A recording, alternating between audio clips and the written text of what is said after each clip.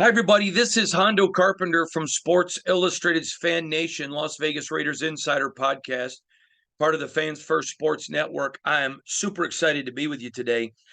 I promised you that we would do a recap after the mini camp of some observations and some things that are going on inside the program, inside the organization, excuse me. And that's what today's podcast is about. I got uh, almost into a second sheet of information, observations on certain players, stuff that's going on. I'm going to give you a big Hunter Renfrow update, a Josh Jacobs update, Jimmy Garoppolo, and a lot more. And I know that's what you want. Now, before we get into this, I just want to take a very quick second. Raider Nation, you guys have been incredible to us. Tens of thousands of you have watched our podcasts. You're watching all of our videos from camp. I mean, you guys are on it. You're watching it, and I appreciate it. It means the world to me. And we're trying to give you the best and the most information that we can give you out there. And I appreciate your response to it. Second of all, there is a problem when you make observations in minicamp and in OTAs about some players. And I need to explain what that is because I always try to give you the best information. On this podcast, we will never try to tell you what you should think. You're not stupid. You're not dumb. Just because you're not in the building every day like me doesn't mean that you're ignorant at all. I mean, ignorant means lacking knowledge. So some are, but I mean, it's not in general that the fans. I just despise how media, whether it's politics, business, sports, weather, whatever, treat the listeners and the viewers. Now, there are guys who look really good in shorts where it doesn't translate into pads. And so what happens is somebody will say, you always see media, ooh, this person looked really good, or ooh, this person. And then training camp comes or whatever, and people are like, well, where are they? You said they look good. I want to warn you, you don't put too much stock in just how a player looks in shorts. So I am going to talk about some rookies that I think had really good OTAs. And I'm going to explain to you things where they look good. I'm not going to say, boy, they look good physically, because it doesn't matter how you look, it's how you play. But there were a couple things that stood out on some rookies that are technique wise and things that I think will transliterate over into training camp. And we're going to get into all of that. Now, I want to start at the top with Hunter Renfrow. As you guys know, I reported months ago that if he wasn't on the Raiders when the season starts, I would not be shocked. I stand by that.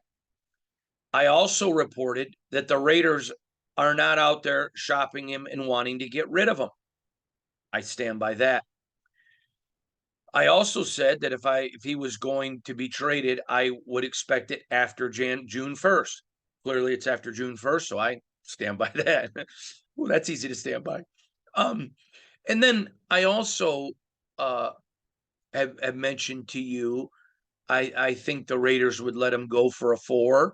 I think that's what they would like, but I think they would let him go for a 5. I mentioned to you, though, that there is some consternation on Hunter because, he's had the multiple concussions. And I want to get into some more because I, yesterday afternoon, was talking to someone within the Raider organization by text. And they told me that they just had not been a lot of offers. And before there had been no offers. And before I could even write it, Tashawn Reed of The Athletic, my buddy Tashawn, great guy, wrote that he was told the same by a source. I want to credit him because he got it out in the public first. And but I want to get into some detail here. When you look at when Hunter had his best numbers, you had a Darren Waller that was injured. Henry Ruggs wasn't part of the picture anymore. And he's never going to get back to those numbers in the Josh McDaniels system. And he's not going to take Devontae's numbers. He's not going to take Jakobi Meyers' numbers.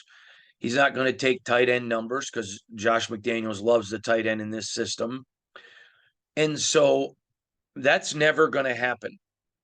But he is a wide receiver with value. Now, again, yesterday morning, I was talking to 3 different teams. One of them has zero need at wide receiver.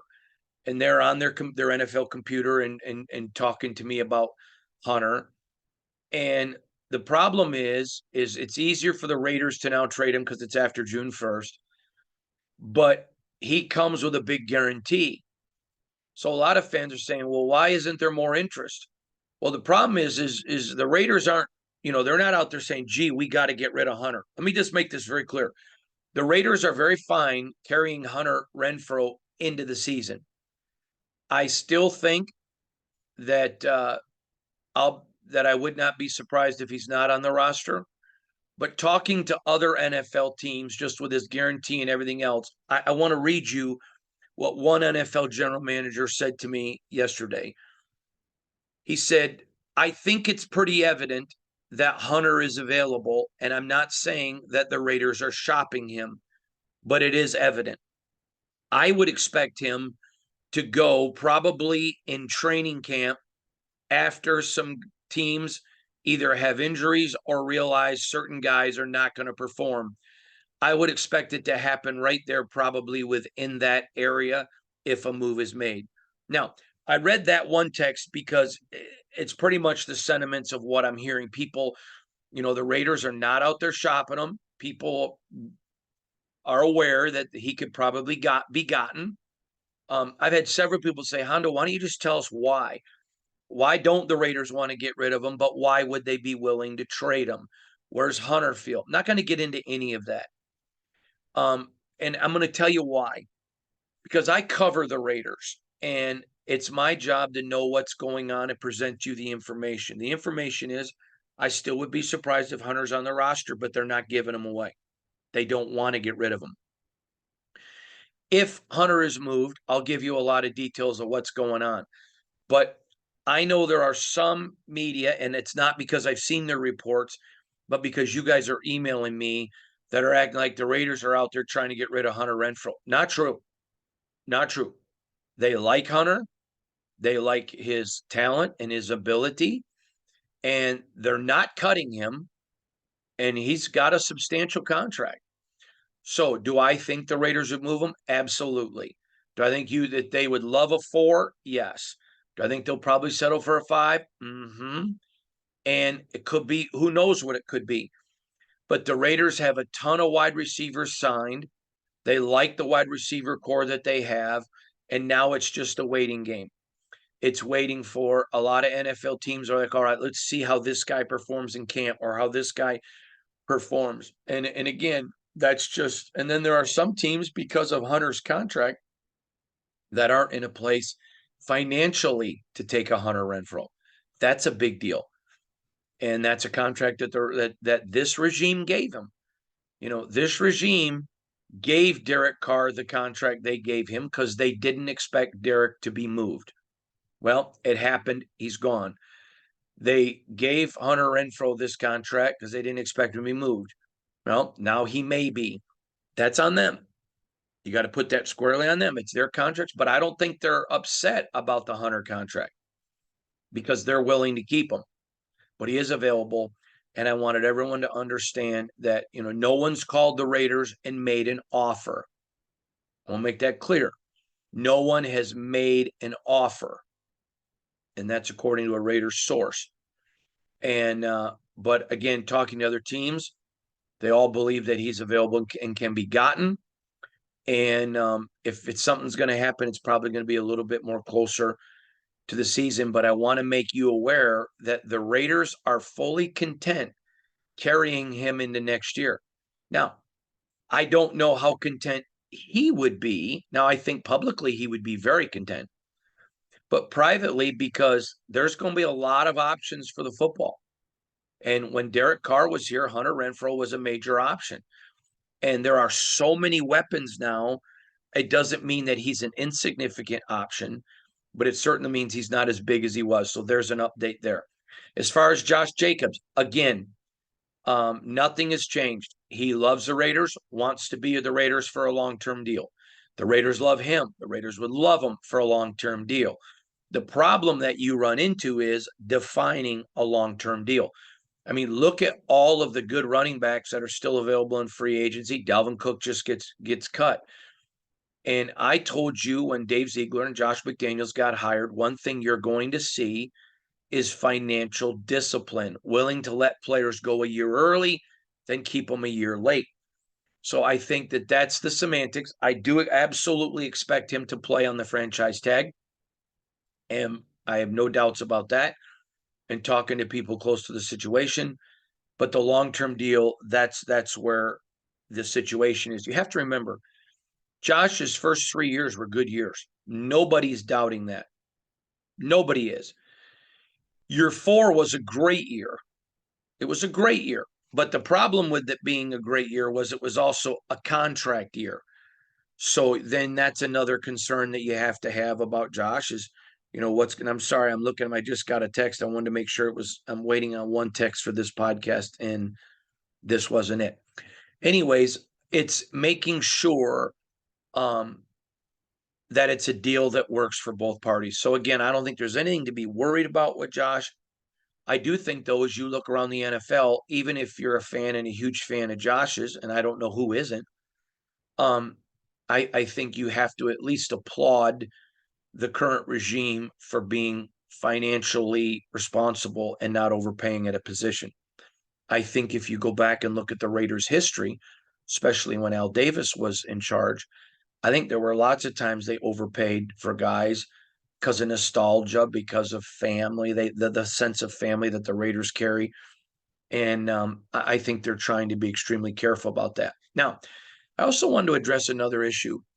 I often refer to Max Crosby as the very best defensive end in the NFL, and I stand by that. I think he's the best.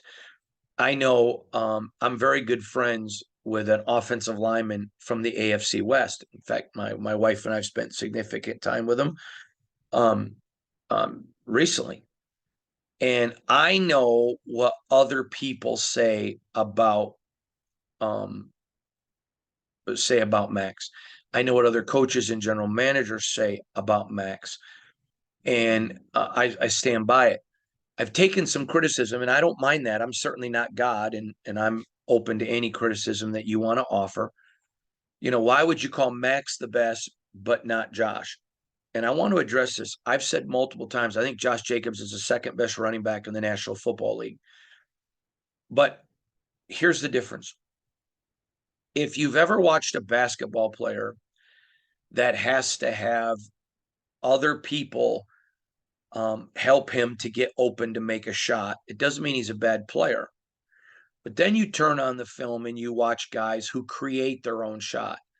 Guys that will go. I watched one time. I was sitting second row watching Curry and the Golden State Warriors, and he was running off opponents and his own guys who weren't even setting picks as picks, creating his own shot. It's why he's an elite player, because if nothing's there, he can create on his own. Josh Jacobs is a great running back, second best in the National Football League, in my opinion. The problem is if there's not a hole, you don't see Josh often create his own opportunity.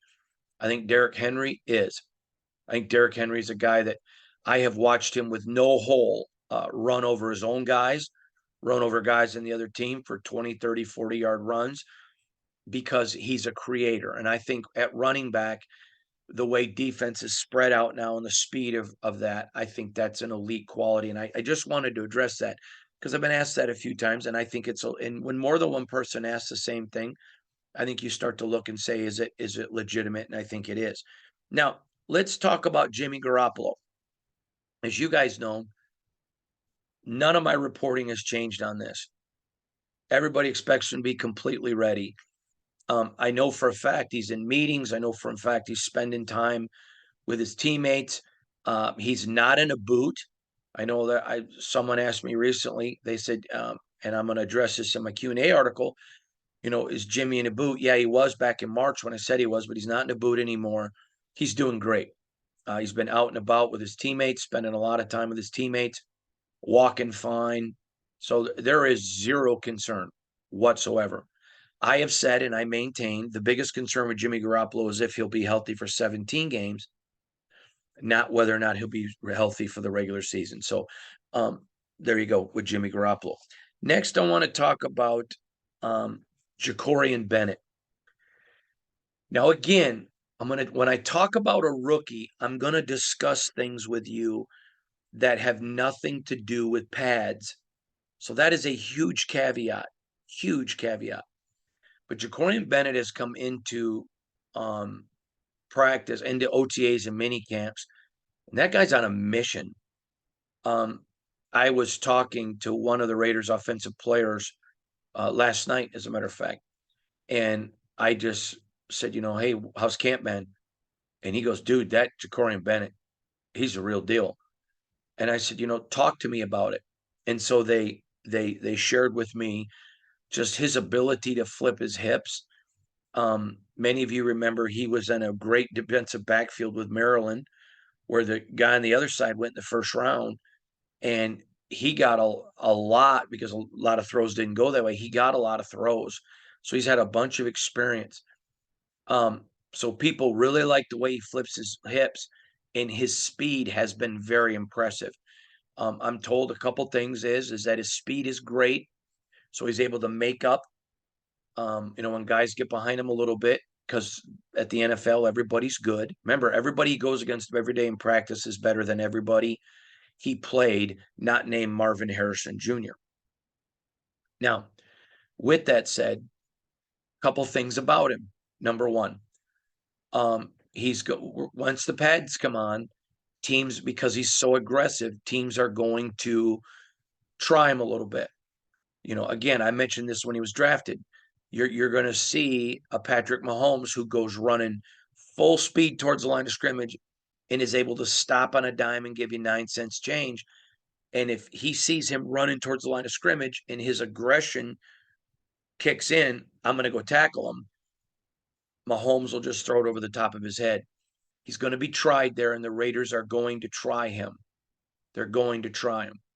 But it's going to be fascinating just to see how he does. But they love his speed. Now, he's handsy. He likes to put his hands on guys. And you may remember a few weeks ago, if you didn't see it, go back and watch my podcast with Trey Waynes. Trey Waynes was one of the best college cornerbacks you've ever seen in your life, who got drafted in the first round by the Vikings. And he talked on our podcast about the difficulty is in college, you can use your hands a lot more than you can in the NFL. Jacorian is handsy, so he's going to have to work on that. But I'm going to tell you, he impressed his teammates, very impressed. Now, another guy that really impressed was Robert Spillane. I got to share with you a great analogy. Someone was telling me that Robert's the Mike linebacker, and he's calling out plays, putting guys in position, and he saw a mistake somebody made. Not going to tell you who the mistake was, and he rotated over and jumped in, helped in on coverage on Davante Adams. Now you may say, well, that was a bad decision to put Robert on Davante. They didn't decide to put him there. He saw a mistake, so he slid over to help in coverage, and he made a great play. And do you expect Robert Spillane covering Davante Adams every play? Come on. Of course not. But it really impressed his teammates that a guy made a mistake, he covered it, made a play. He's playmaker now. And they really like him, and the team really likes him a lot. He has really been a huge help to a lot of these young guys. I'm thinking especially Amari Burney, Drake Thomas. He has been a real big help. Now, he's also building a great relationship with Divine Deablo. A couple of weeks ago, before OTAs, we had written an article at our Sports Illustrated's Fan Nation Raiders Today about Divine Deablo stepping into his own. And if you go back and read the Twitter feeds and whatever, man, did that get criticism, massive amounts of criticism. But we had heard what was going on inside the building. He was there every day, lifting weights every day, watching more film. I was told by a member of the Raiders organization, he watched more film this offseason than the previous 2 years combined. And it didn't mean he didn't like film, but he was just a gym rat. He's in there, he's watching, he's learning. He's carrying that confidence now. He is really carrying it. Now, it was made public he's wearing a green dot during OTAs, and that's true. And when they go to a 4 linebacker set, they'll have 2 middle inside linebackers in Spillane and Diablo. But Spillane is your middle linebacker when they're in the 4-3. But Diablo's come in and in year 2 has really established himself as a leader. Now, I shared this story, and if you go back and watch the interviews, you're going to see my interviews with Divine, and I asked him about this, but I had reported on it before it had been asked, and that was this. He's putting guys in places, and he's being vocal, and that comes with confidence. I think up to now, and I said this last year, Divine Diablo is a young man that had all the skills, but didn't necessarily have the confidence. I think he's got it now. And let's be honest, how many of us 2 years out of college, multimillionaires, where were we needed to be confidence wise? I'm sitting here and I'm a 52-year-old man, and my confidence is extremely different than where it was 30 years ago or 28 years ago. And I think he's grown into it. I do have high expectations for Divine Diablo. Now, I want to get into Brian Hoyer a little bit because Brian has. Now, I always say this, and it's not bragging, but in the interest of fair disclosure, I have a good relationship with Brian, and I'm not Brian Hoyer, a 15-year vet, is not brought in to lead your franchise long term. Okay, he's my friend, but I admit that that's not even a difficult admission to bring in. He was brought in to back up Jimmy in case he goes down because he knows the system inward and out. He's not going to hurt and destroy the Raiders. And he's also going to mentor Aiden O'Connell, who I'm going to talk about in a minute. But Brian, and this is on the record, you can go back and read what I wrote when he was in college, and I was covering the Big Ten. Brian is the best play action pass quarterback I've ever seen in my life. His ability to hide the ball on the back part of his thigh. I have had multiple NFL guys tell me how difficult it was to deal with that. And when you are a Josh McDaniels system that loves to utilize running backs, love to utilize tight end and all your wide receiver weapons, that is completely invaluable. Additionally, I saw him at minicamp working with Aiden O'Connell and Chase on giving some wisdom. And how do you do this? What's the way that you move? They have loved having Brian Hoyer as another coach. He knows this system as good as Josh McDaniels does. And so that has been a super blessing. Now, I want to commend Chase Garbers and Aiden O'Connell for a minute because they're listening. That's a big deal. They're paying attention.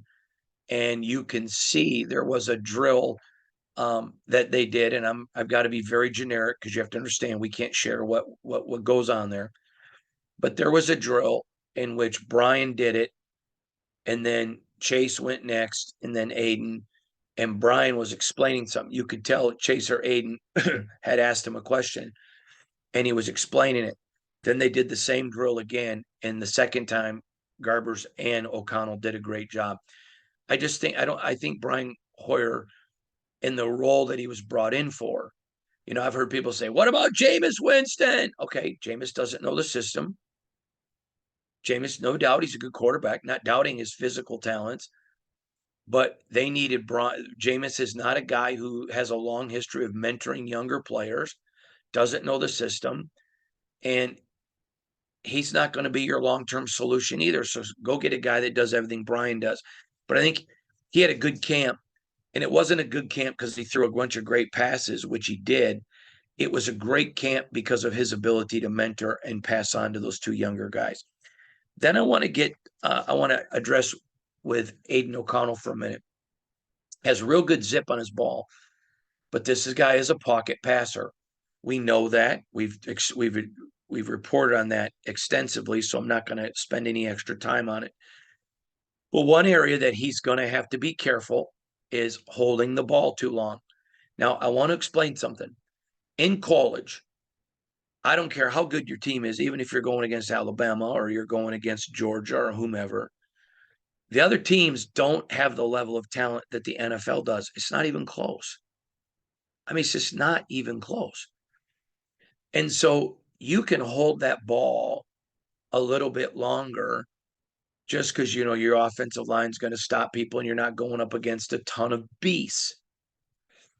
When you get to the NFL, you can't.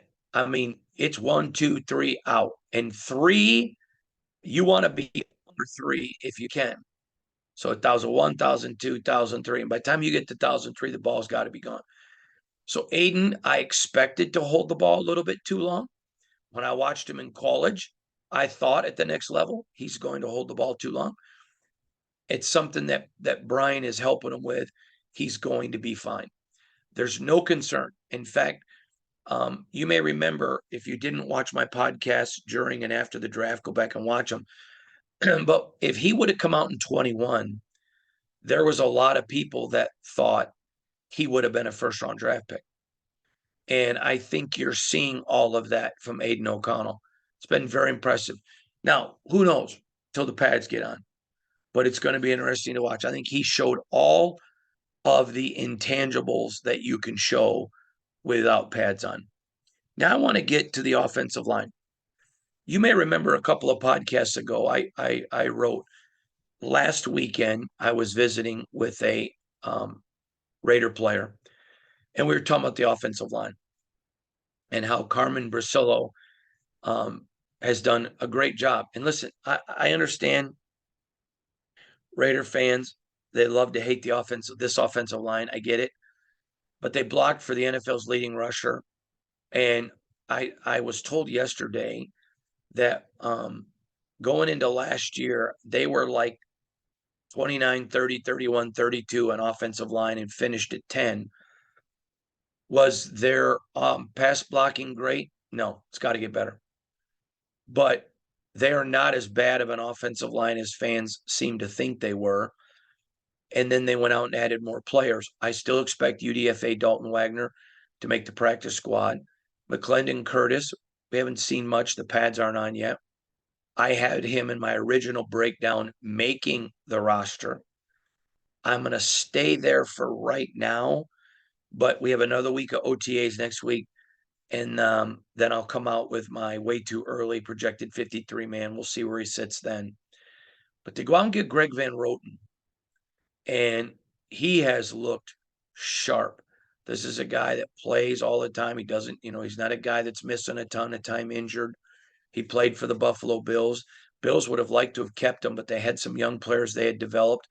And so for salary cap reasons, they let him go because of his veteran status and what it would cost. It wasn't a guy they let go because they didn't want him. It's a guy they let go because of the business side of it, which makes sense. And so that's where we find ourselves on the Raiders' offensive line. They looked super smooth.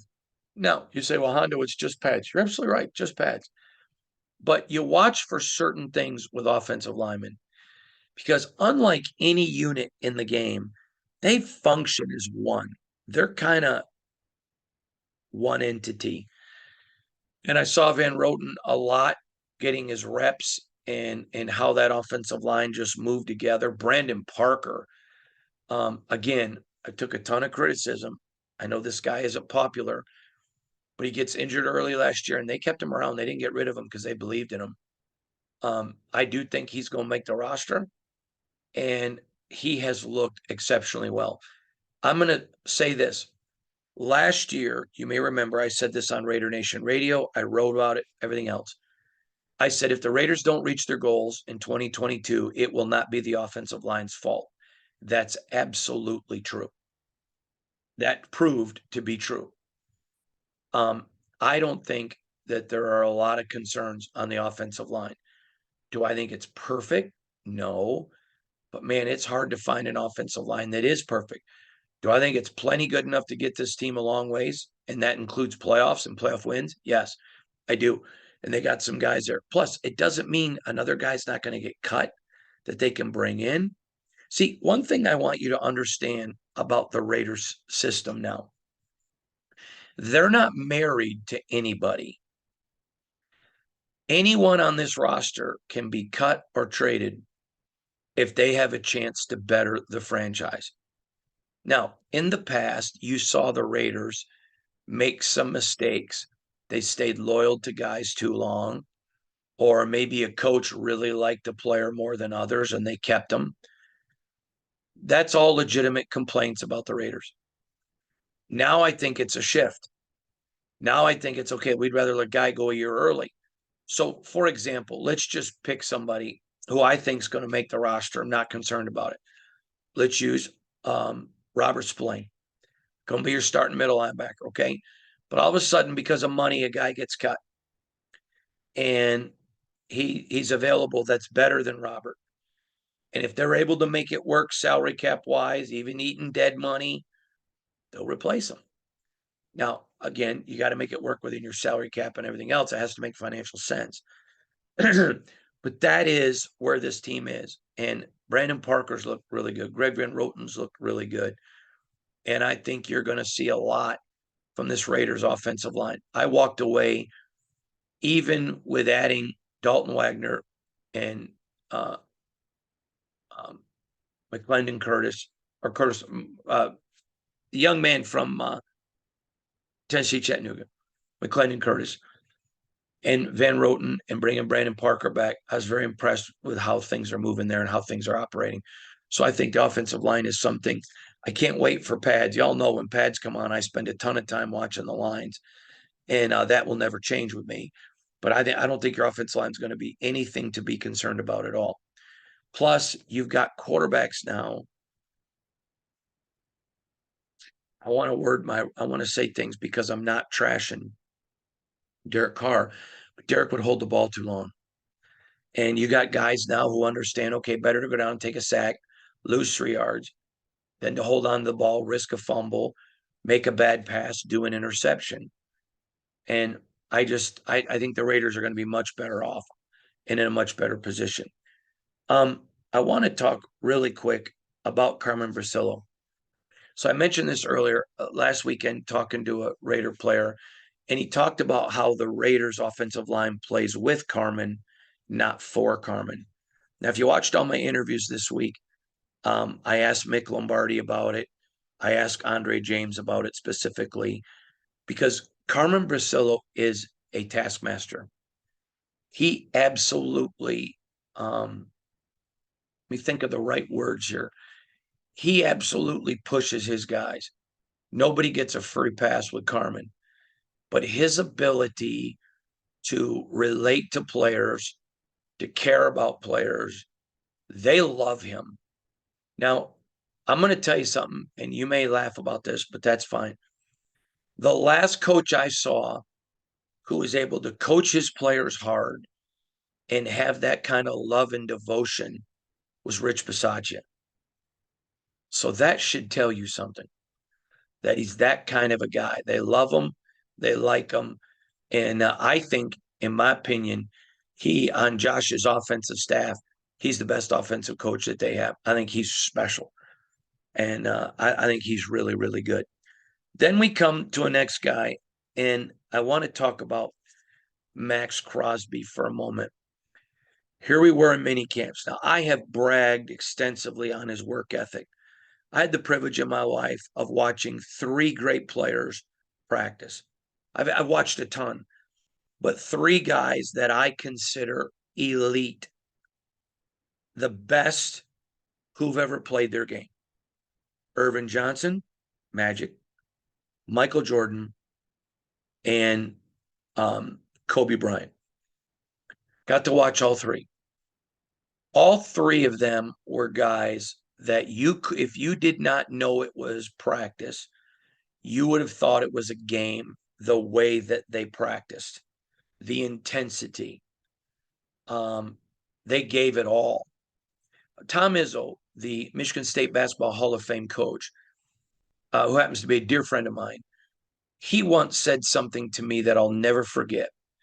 He said, when your best player is your hardest worker, then it sets up your team to succeed because everybody looks at the effort of the best player and says, I got to at least match that. So if you are a player, a great player, a good player, excuse me, but you're not giving your best in practice, nobody's going to. Now, I go back and say, I think this is what hurt Allen Iverson. I think he had the ability to be one of the greatest to ever play the game. I think he's good, but I don't think he's close to one of the greatest.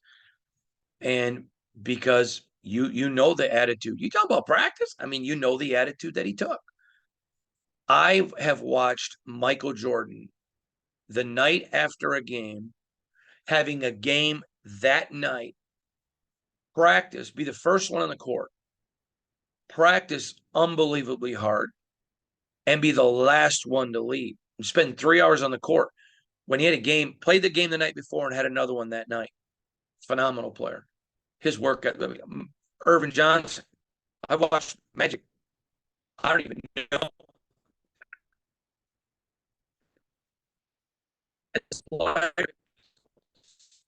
Practice the coach, and the coach let him. Why? He's that good.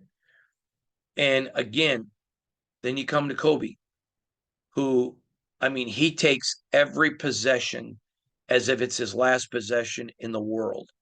And work ethic, first one there, last one off, just like Irvin, just like Michael, all of it.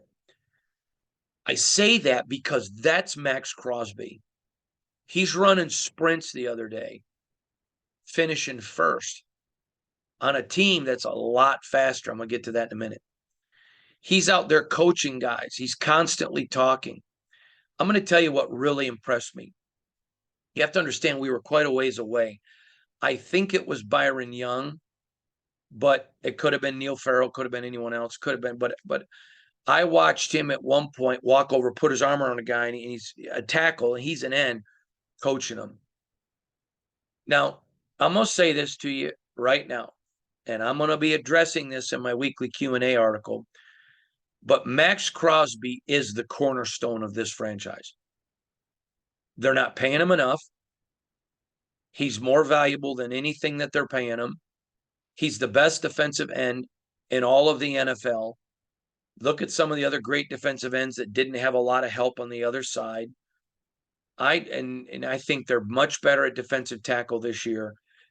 Max Crosby is an elite player. I'm going to go on the out on the limb right now, and I'm very comfortable in this limb, and I'm 256 pounds. He is going to be voted first team All-Pro this year. And all this guy does is work. I remember people say, now let me just say this. He did not come from a wealthy family. I mean, he wasn't born into Carnegie money, whatever. And so when you have players like that, there's a great concern. What will happen when they get money? Now, let me tell you what happens. Some players get the money and they fall off. All of a sudden, they have a lot of money in their pocket. They're eating out more. They're not being careful in their diet, drink more, party more. So let me tell you what has happened in Max Crosby's life. He doesn't party. He's totally in love with his wife. He's an amazing husband and a terrific father. He'll go out and have fun with the guys, but he's not out there abusing himself. And he'll still be the first one out at practice the next day. But what he's done is, you may remember, Magic Johnson told me this one time. I asked him, what's the difference between a great player and a good player? And Magic told me, to be great, you got to be a good player who also makes players around you better. That's how you get great. If you don't make players around you better, no matter how good you are, you can't be great. Okay. I believe that was the story with Allen Iverson. Good player. I love to watch him. I interviewed him once. Thought he was a great guy. Liked him. But he wasn't great. Max Crosby is great.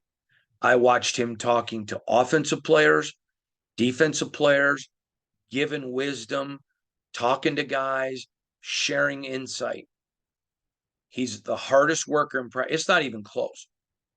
I don't even care if you knew who Max Crosby was at not. If they went to practice and nobody wore numbers, and I dropped a person who doesn't even know football in at practice and said, watch all of practice, then go up and tell me the guy who's the hardest working player. It isn't even close. 100 out of 100 is picking Max Crosby. That's just who he is. So, anyways, that's where I think Max Crosby has just distinguished himself. And this OTA, even more than ever. I mean, the guy's got all the money. He's got the honey and his wife and daughter. He's got the fame, and he's out there working harder than anyone else. He is a freak of nature, and I have a great relationship with Max. I respect him as a player, love him as a guy. Again, have a good relationship with him. Not pretending I don't, but that has nothing to do to overshadow or to even sway my opinion on how good he is. Raider Nation, you need to enjoy him. Now, I'm going to tell you this. I get asked this all the time. Hondo, I'm a dad. What player do you think would be a good one for my jersey for my kid to wear? This is a great team of Raider character guys. I've covered sports for decades. This may be one of the best teams character-wise that I know of. So there's lots of great players to buy a jersey. But I'm going to tell you, as a dad, I love that my son looks up to Max Crosby. That's a guy that off the field, how he handles himself, on the field, how he handles himself, the way he loves his wife and daughter and family. It's just a testament to character. And this OTA, I saw him even more than ever being coach. And I think he's going to have a huge year in 2023. All right, moving on. I want to talk to you about Brandon Facyson. And I got to hurry here because I got 3 more players to talk about. First of all, I said when they let him go, they shouldn't have. So glad Brandon's back. He is such a calming influence. I love the way him and Marcus Epps relate to one another. I was watching Marcus and him and the communication. I don't know how people can say this roster's not improved. Marcus Epps was a major upgrade, and others.